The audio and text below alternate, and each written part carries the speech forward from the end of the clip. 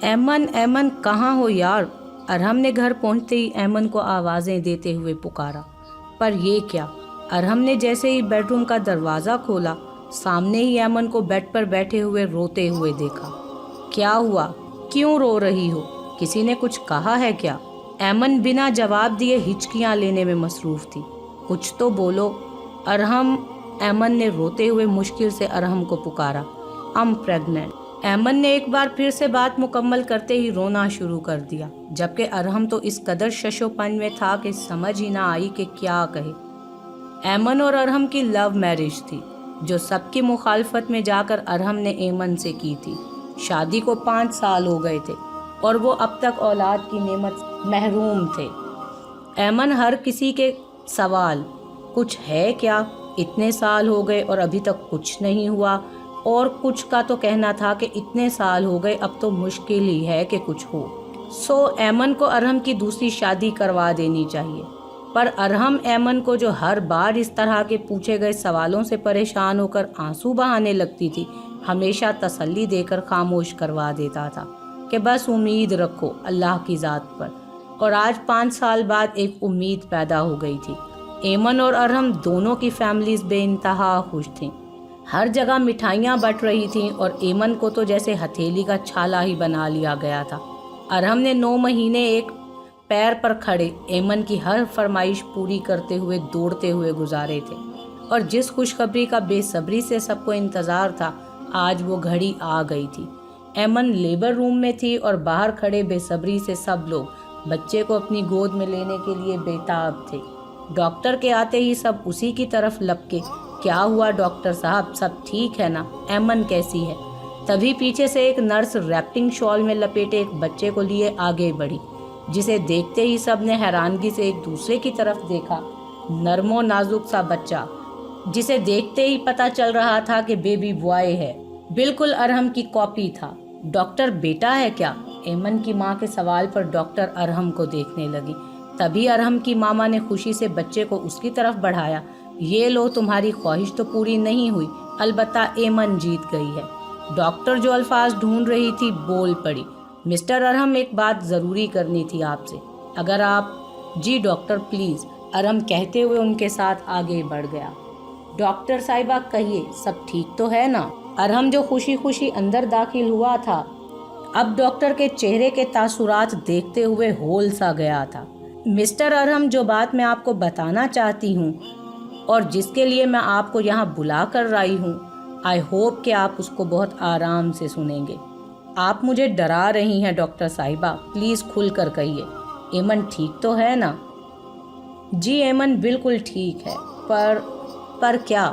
ارہم نے کرسی پر آگے ہو کر بیٹھتے ہوئے پوچھا۔ وہ بیبی لڑکا نہیں ہے۔ او گاڈ، میں سمجھا تھا کہ پتہ نہیں کیا ہو گیا۔ ارہم نے سکون کا سانس لیتے ہوئے ہنستے ہوئے کہا، اگر وہ بیبی گرل بھی ہے تو تب بھی کوئی پرابلم نہیں۔ اف، آپ نے تو ڈرا ہی دیا تھا ڈاکٹر صاحبہ مجھے۔ ارہم نے ریلیکس ہوتے ہوئے کہا، وہ بیبی گرل بھی نہیں ہے۔ کیا؟ اب صحیح معنوں میں اس کے سر پر آسمان گرا تھا، پر پھر بھی یہی دعا تھی کہ ویسا کچھ نہ ہو جیسا وہ اب سمجھ رہا تھا۔ آپ کا بیبی نہ تو لڑکی ہے اور نہ لڑکا ہے، بلکہ وہ تیسری جنس سے ہے۔ ڈاکٹر اپنی بات مکمل کرتی، ارہم کو سنبھلنے کا موقع دیتی، باہر چل دی۔ آج 2 دن کے بعد ارہم ایمن کے پاس آیا تھا۔ کہاں ہو ارہم، کب سے تمہارا پوچھ رہی ہوں۔ انکل آنٹی بھی دوبارہ نہیں آئے؟ پہلے تو آپ لوگوں نے ایسا کچھ نہیں بتایا کہ بیٹا ہونے پر اتنا اعتراض ہوگا آپ کو، ایمن منہ پھلاتے کہنے لگی۔ اس کے اپنے اعتراضات تھے۔ چلو ایمن گھر چلیں، چھٹی ہو گئی ہے۔ ارہم نے پیار سے ایمن کے بال سہلاتے ہوئے کہا، ارہم آپ نے ہمارا بیبی دیکھا ہے؟ کتنا پیارا ہے نا؟ میں نے تو سوچ لیا ہے، اتنے ارمانوں سے مانگے گئے بیبی کا نام میں ارمان رکھوں گی۔ کیسا لگا؟ اچھا ہے نا؟ ملک ارمان ارہم۔ ایمن کی آنکھوں میں بستا خواہشوں کا سمندر ارہم کو نگاہ چرانے پر مجبور کر گیا تھا۔ ابھی تم اور میں گھر جا رہے ہیں، بیبی سٹیبل نہیں ہے، وہ کچھ دن یہیں نرسری میں رہے گا۔ کیا ہوا؟ وہ ٹھیک تو ہے نا؟ ایمن اپنا آپ بھلائے اٹھنے لگی۔ ایمن آرام سے، ابھی زخم کچا ہے، سی سیکشن ہے، ہوش کرو۔ ایمن کو اٹھتا دیکھ کر ارہم نے فکر مندی سے کہا، میں کہہ رہا ہوں نا، ابھی تم چلو، وہ بعد میں آ جائے گا۔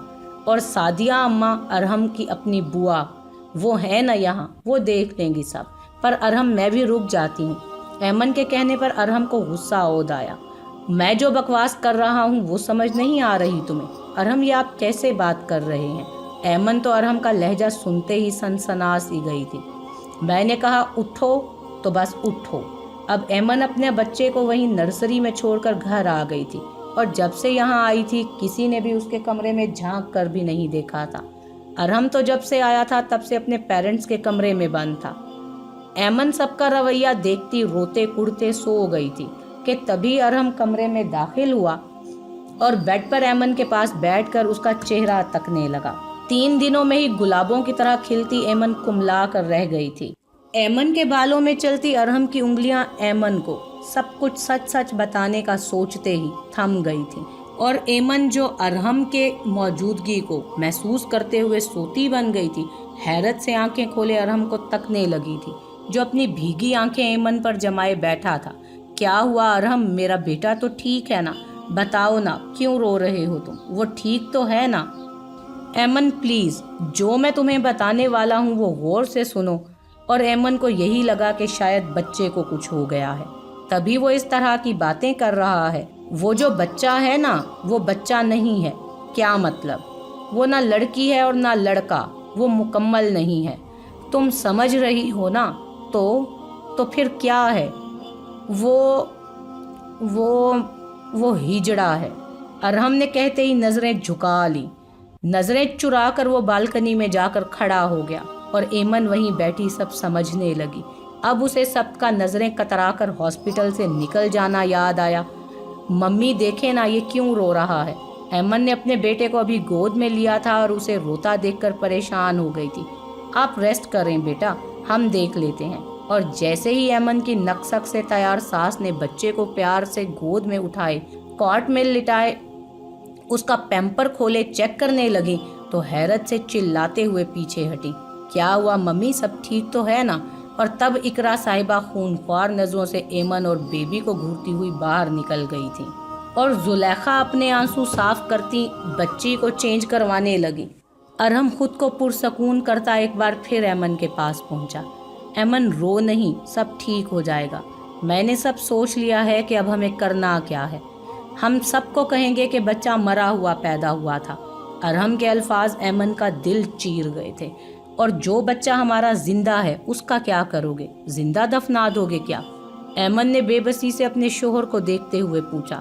نہیں، وہ میری بات ہو گئی ہے۔ جہاں پہ اس طرح کے سب لوگ اکٹھے رہتے ہیں، ہم یہ بچہ انہیں دے دیں گے۔ ارحم، ایمن نے بے یقینی سے ارحم کی طرف دیکھا۔ یہ تم کیا کہہ رہے ہو؟ وہ اولاد ہے ہماری جس کے لیے تم نے کئی راتیں میرے ساتھ جاگ کر گزاری ہیں۔ وہ بچہ ہے جس کی آمد کو لے کر ہم ایکسائٹیڈ تھے۔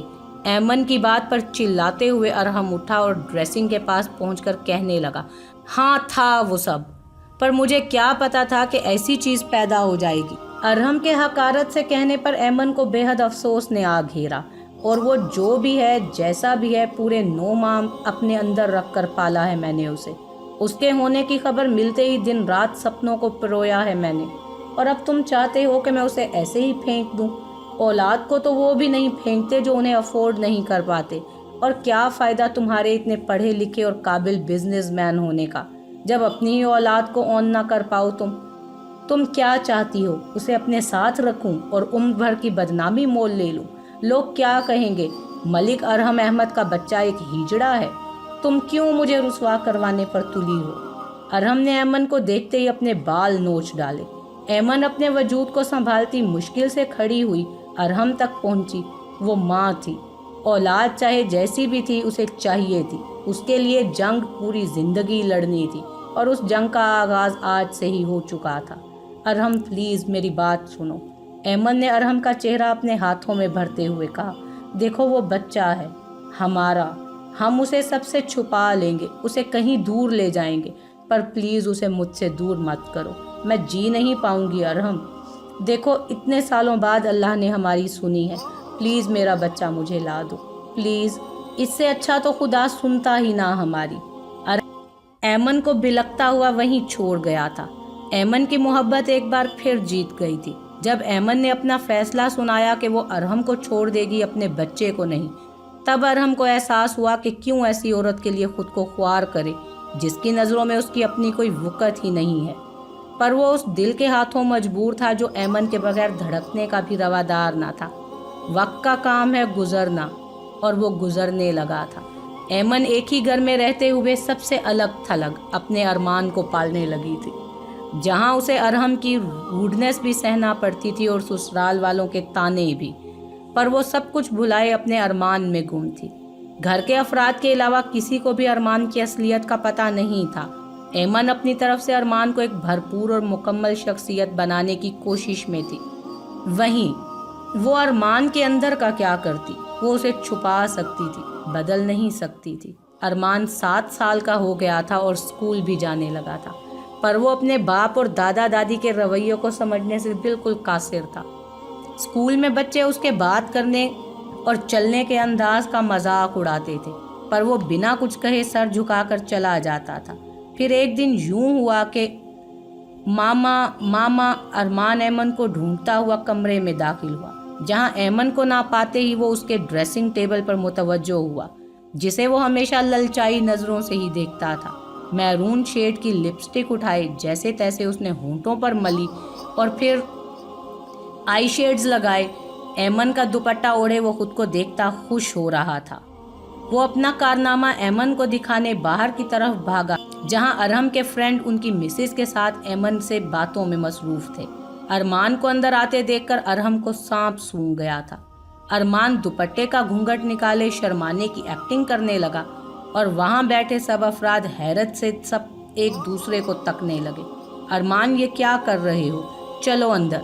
ایمن نے ارمان کو ہاتھ سے پکڑتے ہوئے کھینچا۔ ارمان کے ناچنے پر ارحم کے ضبط کی تنابیں ٹوٹ گئی تھیں۔ انف ارمان! باپ کے چلانے پر ارمان اچھلتے ہوئے ایمن کے ساتھ لگ گیا اور خاموشی سے ایمن کے ساتھ منظر سے ہٹ گیا۔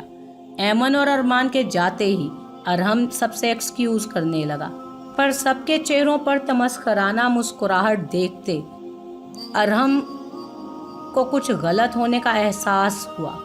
کیا ہوا ارحم؟ کیا ارمان کے ساتھ کوئی ذہنی مسئلہ ہے؟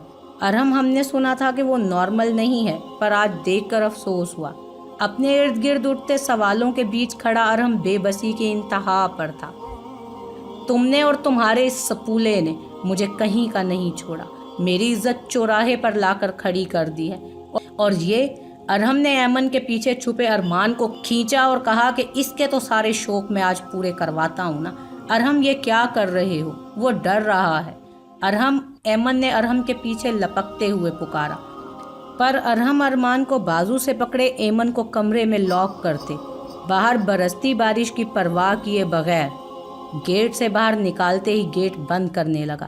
صاحب جی، چھوٹے بابا رو رہے ہیں، اس کی سزا ہے، اور اگر تم نے اس سے ہمدردی جتائی تو صبح ہی نوکری سے فارغ کر دوں گا۔ چوکیدار کو وارن کرتا ارحم اندر کی طرف بڑھ گیا۔ وہ دن ارمان کا اس گھر میں آخری دن تھا۔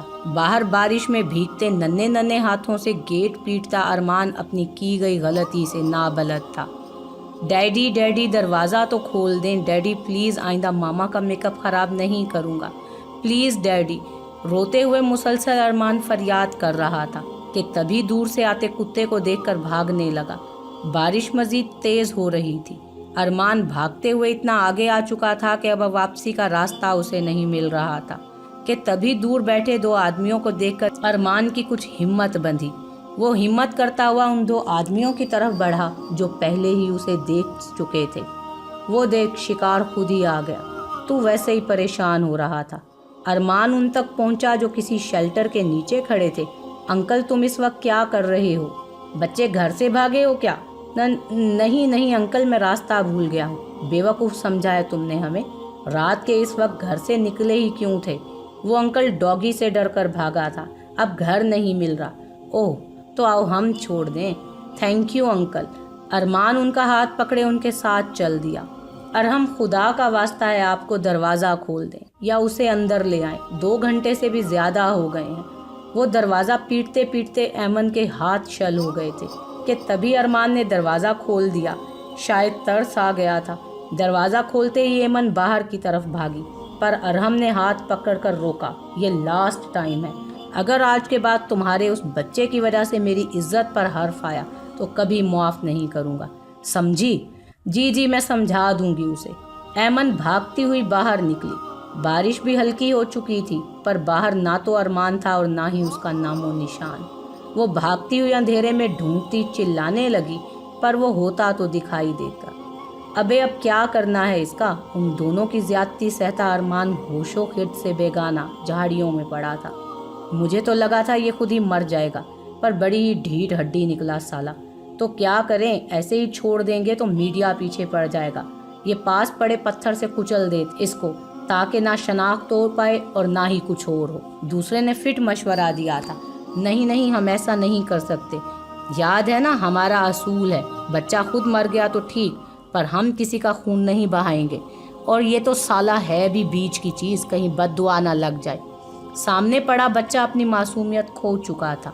जिनकी वजह से उसकी ज़िंदगी तबाह बर्बाद हो गई थी, उन्हें अभी भी उसूल याद थे, पर इंसानियत शायद वो भूल चुके थे। वो जो के पास के इलाका में हिजड़ों की खोली है ना, उनके दरवाजे पर डाल आते हैं।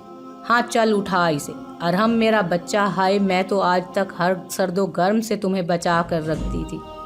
पता नहीं कहाँ होगा, किस हाल में होगा। ऐमन रोती हुई बैन कर रही थी और राहिम उसे देखता तकलीफ में था। बस बहुत हुआ, इसी में उसकी और हमारी बेहतरी थी। जो हुआ अच्छा हुआ, तुम भूल जाओ सब। ऐमन ने राहम को नजरें उठाकर घूरते हुए कहा, मैं भूल जाऊं उसे इतनी जल्दी? मैं भूल जाऊं उसे इतनी जल्दी? तो लोग अपने पालतू जानवर को नहीं भूलते। वो तो फिर मेरा खून है, मेरा बच्चा है वो।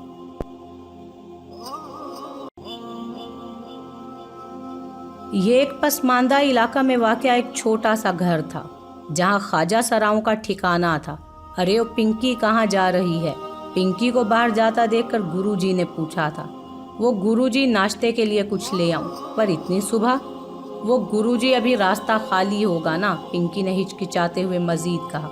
नहीं तो गली के बच्चे देखते साथ ही पत्थर मारना शुरू कर देते हैं। पिंकी ने अपने माथे पर बने गोमड़ पे हाथ रखते हुए सिसकारी भरी। पिंकी को तासुफ से देखते हुए गुरुजी ने सर झटका। अच्छा चल जा, पर ध्यान से जाइयो, थोड़ी देर के लिए सो जाओ। ऐमन क्यों हलकान कर रही हो खुद को? ऐमन को रात से टहलता देखकर अरहम जिद हो चुका था। कैसे बाप हैं आप अरहम? रात से सुबह हो गई और आपको कोई फिक्र ही नहीं है। जाएं जाकर ढूंढें उसे। ऐमन चिल्लाते हुए एक बार फिर बाहर चल दी। रात से उसका यही मामूल था, बार बार दरवाजे पर देखने जाती कि कहीं अरमान आ तो नहीं गया। एक बार फिर से नाकाम लौटते थके हारे अंदाज में अरहम को देखती मिन्नत करने लगी, प्लीज़ ढूंढ लाए ना मेरे अरमान को, पता नहीं कहाँ होगा। सूजी हुई लाल आंखें लिए बैठी ऐमन अरहम से अपने बच्चे की भीख मांग रही थी। ओह बस बहुत हुआ, इतने साल तुम्हारे उस नामुकम्मल बच्चे को दे दिए हैं मैंने। हर ज़रूरत पूरी की है, हर चीज़ बेहतरीन दी है, और उसकी वजह से क्या मिला मुझे? बेइज्जती, जिल्लत, रुसवाई, बदनामी। बस अब और नहीं। अरहम ने चिल्लाते हुए कहा, जितनी जिल्लत सहनी थी सह ली, अब बस, और बंद करो रोना धोना, चुप कर जाओ इस सब को खुदा की मर्जी समझकर, समझी तुम? पिंकी ने गेट के सामने पड़े नंग धड़ंग बच्चे को देखकर चिल्लाना शुरू कर दिया। क्या हो गया पिंकी, क्यों चिल्ला रही है? अंदर से गुरु और पिंकी की साथी बबली चीख की आवाज़ पर बाहर भागती हुई आई। वो देखें गुरुजी। हाँ, मुंह पर हाथ रखकर दौड़ते हुए गुरु अरमान तक पहुंचा। इसकी तो बहुत बुरी हालत है, अल्लाह बर्बाद करे उन नाहिंजारों को, क्या हाल कर दिया मासूम का। गुरु ने रोते हुए उस मजलूम को अपनी आगोश में भर लिया। अब क्या करना है गुरुजी? करना क्या है, उठा और अंदर ले चल। पिंकी दौड़कर घर के करीब से कंपाउंडर को बुला लाई थी, और जैसी वो दवा दे सकता था देकर जा चुका था। गुरु और उसके साथ रहने वाले ख्वाजा सरा बहुत दिल से अरमान की देखभाल में मशगूल थे। शुरू में अरमान रात भर माँ को याद करके रोता और चीखता रहता था, पर आहिस्ता आहिस्ता उसके जख्म भर रहे थे और वो जिंदगी की तरफ माइल हो रहा था। अरमान अंदर कमरे की बोसीदा सी चारपाई पर पड़ा था। साथ ही पिंकी किसी फंक्शन में जाने की तैयारी कर रही थी। पिंकी आपी, हाय माँ सदके बोल मेरा शहजादा, तुम इतना तैयार होकर कहाँ जा रही हो? बस यहीं तक जा रही हूँ, जल्दी ही आ जाऊंगी। पिंकी के जवाब पर अरमान ने एक और सवाल दागा। ये मेकअप सारा आपका है? हाँ मेरा है, तुझे चाहिए क्या? वहाँ रहने वाले सब अरमान की असलियत से वाकिफ थे, पर कोई भी किसी ज़बरदस्ती का कायल नहीं था। नहीं नहीं, मेरे डैडी मारते हैं, गुस्सा होते हैं। मैं मेकअप को हाथ नहीं लगाऊंगा, नहीं लगाऊंगा, नहीं लगाऊंगा मैं। अरमान सब बताते बताते रोने लगा था। ना ना मेरा बच्चा, ऐसे ना रो। वैसे भी अभी तेरी तबीयत सही नहीं है, बहुत कमज़ोरी है तुझे। मुझे मामा के पास जाना है। अच्छा, तेरी माँ प्यार करती थी तुझसे? पिंकी आंखों में हसरत सजाए पूछने लगी। अरमान ने झट से आंसू साफ करके बताना शुरू किया। हाँ, मेरी मामा बहुत अच्छी हैं, बहुत प्यार करती हैं मुझसे। और तेरे अब्बा? वो नहीं, डैडी प्यार नहीं करते, वो गुस्सा करते हैं हमेशा, पर कभी मारते नहीं हैं। वो तो उस दिन बस गुस्सा आ गया था उन्हें। तभी बाहर ढोलक की आवाज़ पर अरमान का दिल मचलने लगा और वो बैठे से उठ खड़ा हुआ। क्या हुआ मुन्ना? वो ढोल, आओ ना मिलकर नाचते हैं। पिंकी अरमान का हाथ पकड़े बाहर ले गई और ये पहली बार थी कि अरमान दिल खोलकर बिना किसी खौफ के नाचा था। दिन यूं ही गुजरने लगे। अरमान अब वहीं खुश था, पर अब भी रात में उसका तकिया अपनी माँ को याद करके भीग जाता था। अरमान को अपने घर का रास्ता पता नहीं था, क्योंकि आज तक अहमद ने उसे अपने परों में छुपा कर रखा था, पर अपनी माँ की छाँव से निकलते ही वो गुम हो गया था। बाकी वहाँ मौजूद किसी ने भी अरमान का घर ढूंढने की कोशिश नहीं की थी, क्योंकि वो जानते थे कि ऐसे बच्चों का कोई मुंतजिर नहीं होता। अरमान ने वहाँ मौजूद लोगों के रंग में खुद को अपनी दिली आमादगी से ढाल लिया था। जर्क बर्क कपड़े पहने, चेहरे पर मेकअप लगाए, फंक्शंस में नाचना और भीख मांगना, यही सब अरमान की जिंदगी थी। अगर वो खुश नहीं था तो मुतमईन ज़रूर था, क्योंकि अब उसके साथ रहने वाले उसके दादा दादी की तरह अछूत नहीं समझते थे उसे, उसके क्लासमेट्स की तरह उसका मजाक नहीं उड़ाते थे, पर एक माँ थी जिसकी याद किसी जूं की तरह चिमट कर रह गई थी उसके दिल में। पर अब वो उसके लिए भी खुश था, क्योंकि उसकी माँ को उसकी वजह से शर्मिंदगी नहीं सहनी पड़ती होगी।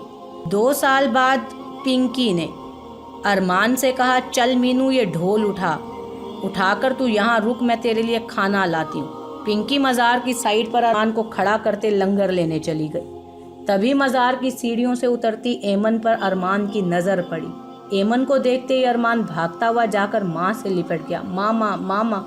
एमन जो पहले हैरान थी, मामा का लफ्ज़ सुनते ही साकित हो गई।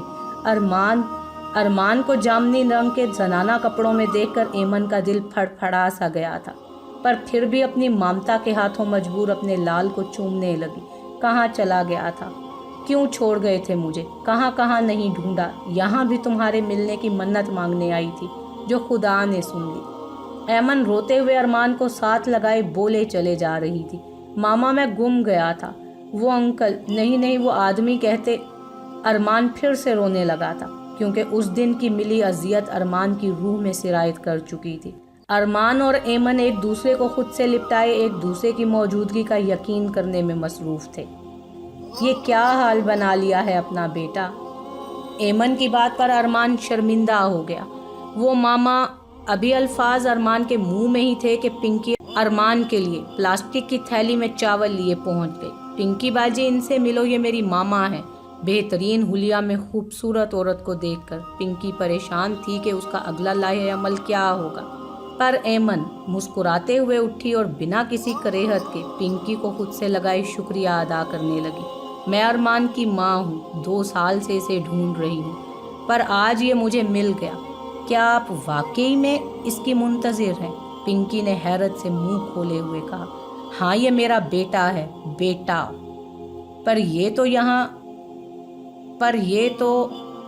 हाँ मैं जानती हूँ, पर ये मेरे लिए मेरा अरमान, मेरा बेटा ही है। चलो अरमान, घर चलें। पिंकी को जवाब देते एमन ने अरमान की तरफ मुड़ते हुए कहा और हाथ पकड़े ले जाने लगी। नहीं मामा, मैं आपके साथ नहीं जाऊंगा। अरमान का इनकार एमन को धचका लगा गया था। मगर क्यों बेटा? क्या तुम घर को मिस नहीं करते? अपनी मामा डैडी को मिस नहीं करते? एमन आंखों में आंस लिए अरमान को देखने लगी। मैं सबको बहुत मिस करता हूँ मामा, मैं किसी को नहीं भूला, पर मेरी असलियत यही है। ये बात बोलते ही अरमान सर झुका गया था। آپ جتنی بھی محنت کر لیں، جتنا بھی مجھے بدلنا چاہیں، پر سچ یہی ہے کہ میری ذات آپ کے لیے سوالیہ نشان ہی رہے گی، اور میری وجہ سے ڈیڈی ہمیشہ شرمسار رہیں گے۔ مجھے انہی کے ساتھ رہنے دیں، یہ سب بہت اچھے ہیں، میرا بہت خیال رکھتے ہیں۔ ایمن حیرت سے کھڑی ارمان کی باتیں سن رہی تھی۔ اتنی بڑی بڑی باتیں کرنا کہاں سے سیکھ لی تم نے ارمان؟